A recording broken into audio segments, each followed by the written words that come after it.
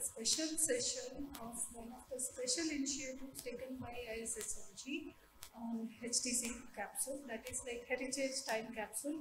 It may be new to some of my younger colleagues, students, so but this is something very interesting. And I was introduced to HTC by Sukumar, who could not join us unfortunately. And also for this, there are like different regions, and we have Albert who is leading us the HTC Asia. So I thank Dr. Netra, Professor Netra for giving me this entire Geomandu team for giving a time in this Geomandu 2024 for this session. The idea behind this session I'll explain you briefly. I have a presentation, but before we start it, I take this opportunity to invite Professor Albert, who is the ISMG Vice President Asia, also leading the HTC Asia, to put his remarking statements. I think because we have run out of time, I'm going to say a few words in brief before we start this session. As you may know, that from the opening remark from our president, he mentioned about the meaning of HTC, and I also mentioned about the status of HTC in Asia. Actually, in the Asian region, we have about half of the society have done that. So this session is trying to promote the Asian free society to either to update your HTC program. Because some of you have done, but some of the society haven't done your own HTC program. We hope that you can, understand the meaning and what the other society have done. And also, the second thing I would like to point out is that I would like to encourage the young engineers and young professors to get involved in this the HTC program for your own country, because for this HTC program, not only review the benchmark history of your society, but also you have to have some kind of expectation for your future.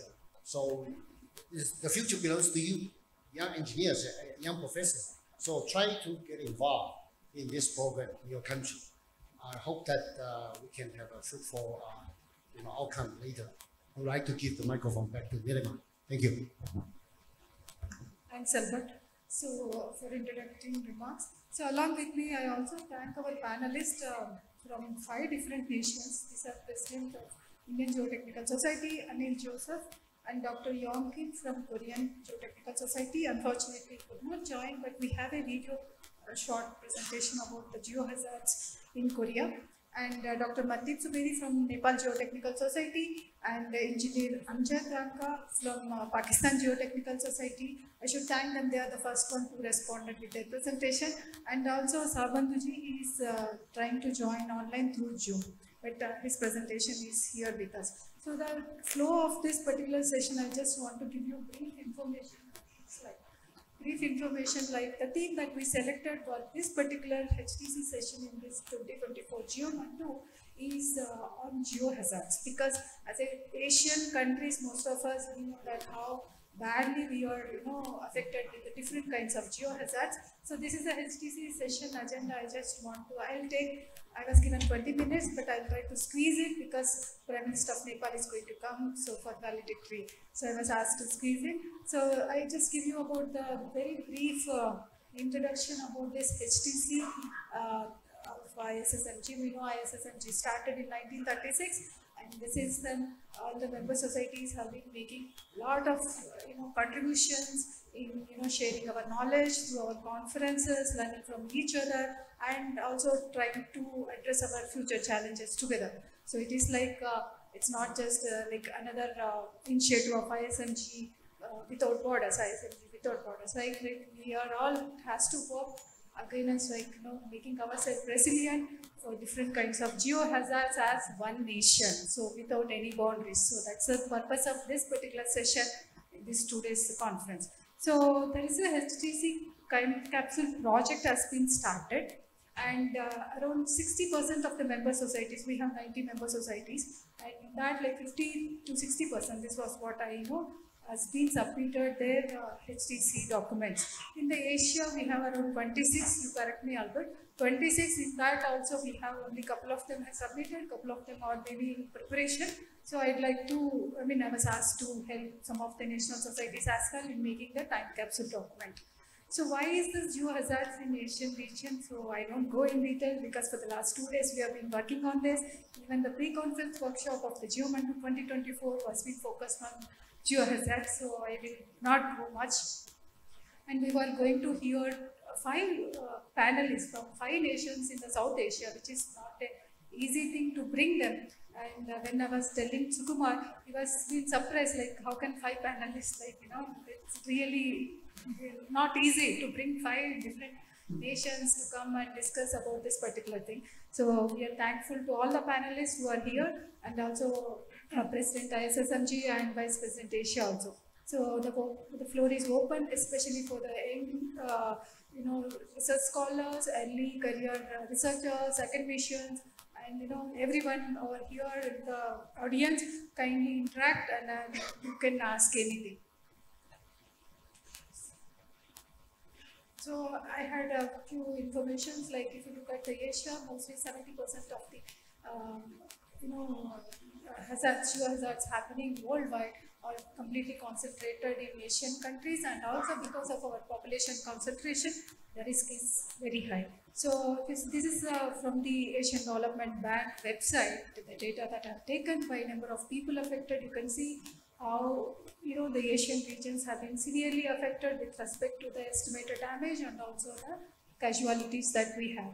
It's a very, very serious, alarming situation that we have it, and the challenges in addition to the population, the construction, codal provision, resilient, all these things, and multi-hazard, because geohazard is no more related to geotechnical engineering. We have highly multidisciplinary problems, and behavioral issues very, very dynamically has to be addressed. So let me introduce a little bit about this HTC session and what is all about. The main purpose is we are here to share and learn from each other, and then we want to tell the best practices to the entire world, so that what are the demands of the future. If you see this particular session, we try to look at for the next 50 years, like 2075.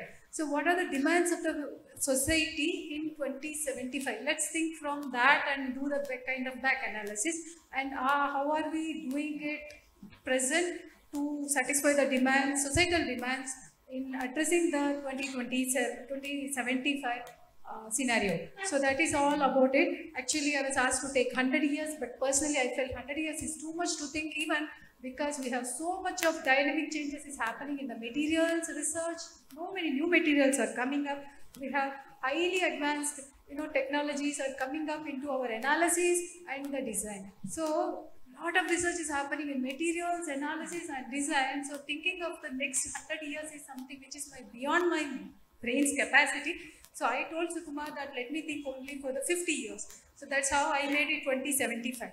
And my Indian friends know is that Indian government has this national strategic plan for Viksit Bharat 2075. So where we are also trying and with different policies, national policies for the resilient infrastructure as well, and the clean, safe, habitable cities. So in that perspective, this is how we design for 2075. So what we are, all of us here, we are going to think we are in 2075, and we have to come back in the thought process in the back end. So that is what my request to all your younger minds, to just think from the future. Okay, so as Albert mentioned, there is, I suggest all of you to go to the ISSMG website. The presence is very active in our LinkedIn, Facebook, everywhere. So please check it up. And there is a time capsule, I will give you the link and the contact details also. So this is actually the document of, format which I prepared, and it has been approved also. And if you look at the Indian contributions, we made this for every TC. We have almost 40 to 45 different TCs on different, themes. So what we did is like based upon particular theme, we made this format for preparing a time capsule document. And I'm very happy that because I'm in charge for the thesis from the Indian Geotechnical Society. So at least like we have 34 documents have been submitted, mentioning like what was the milestones we had in that particular theme. Okay, if it says that slope stability or landslide. So what happened in the 1960 to 1980, with different timelines, we documented the past, hazards happened, how we addressed it, what are the challenges based on the literature and everything. It's a great, literature that has been, we try to accumulate in one place. So this actually I was asked by Sukumar to share this with all of you from other nations also can use this template, and if you are not yet submitted your time capsule document, kindly you can, you are free to use the similar one if you want. And here if you see it, what are the key challenges in that particular aspect and way forward. This is very, very crucial. If you read this, you will get really very good ideas, and some of you can use it for your future research ideas also. So phase 1, we are going in different phases. So this is the HTC website. Kindly go through this. Presence is very active in social media as well. And in Africa and recently also we had, at Chile, HTC session was held by Hugo. It was in different aspect, different theme, but in this theme we are only focusing on geohazard. So similarly, every conference we are planning, and the next one we are doing in the first Geotech Asia in 2025 at Goa. So we are planning for another HTC session. So this is the past, present issues, like, in the past 2023, the HTC sessions have been held at major ISSMG conferences. So 17th ASEAN Kazakhstan, we had a very great discussion. And then, we are here at the second Geomondo in Nepal, and these were the plans for another future conferences that's going to happen at New Zealand, South Africa, and also 2026 at my own institute at IIT Indore. So you are welcome to attend 12th International Symposium on Field Monitoring Geomechanics under TC 220 of ISSMG. So we will be having more sessions in the Pan-Asian region also. So this is the framework for the future focus. We want to discuss on what are the emerging challenges and societal expectation and aspiration. So 2075, what is the society, from every stakeholder perspective, we would like to understand that. And partly developing technological issues, including AI, management, and everything. Then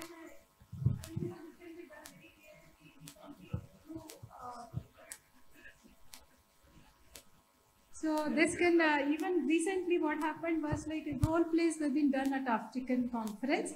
So there was some young groups, they came together and they started, doing a role play for, next 100 years, how things have been. So it was very interesting to know that.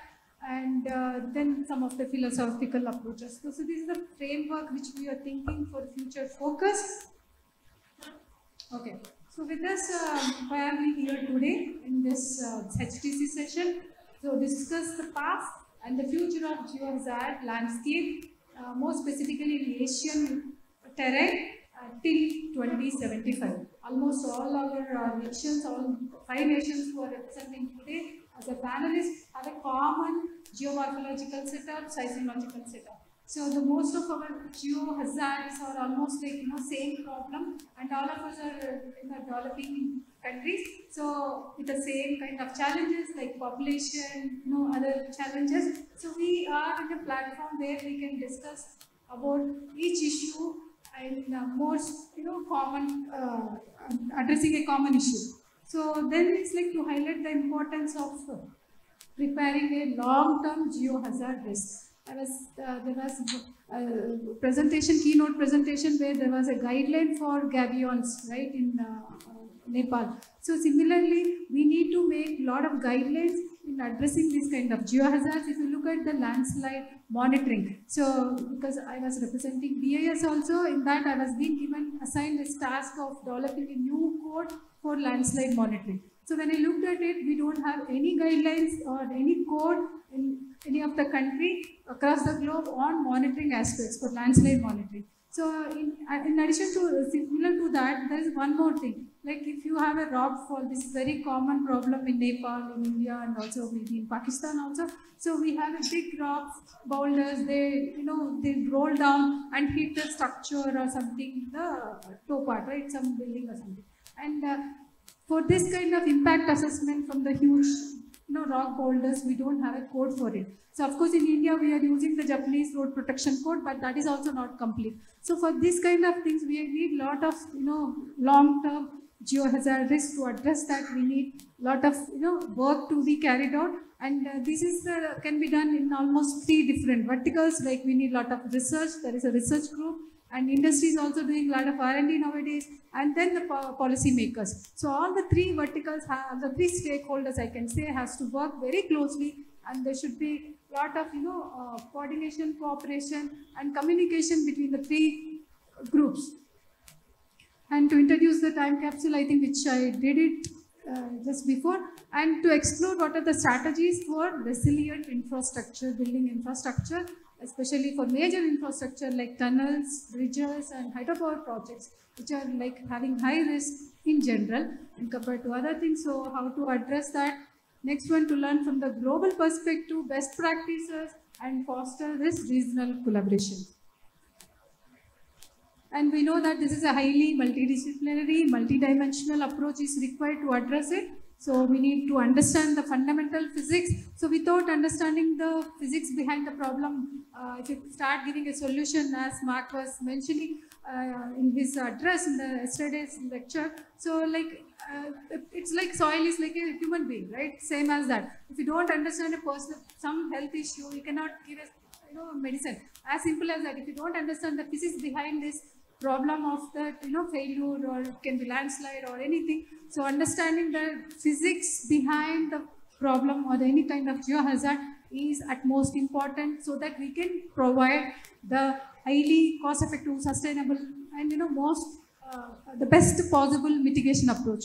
Otherwise, in the field there are 100 different kinds of mitigation methods available, but which one suit well for that particular problem can be done better way if you understand the physics behind the process.